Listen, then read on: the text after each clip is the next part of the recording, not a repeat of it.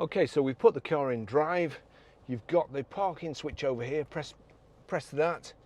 It says on the dash, park assistant searching. Then we move forward, looking for a space big enough. And it is a fairly tight space, this, as you'll be able to see from the drone above. Now, it says park assist found, park assist drive forward.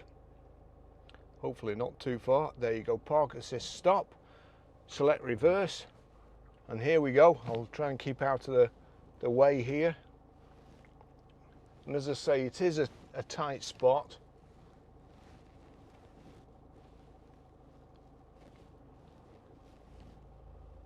I'm always worried about the alloys as well.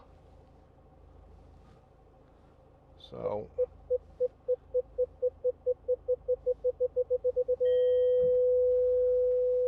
select drive.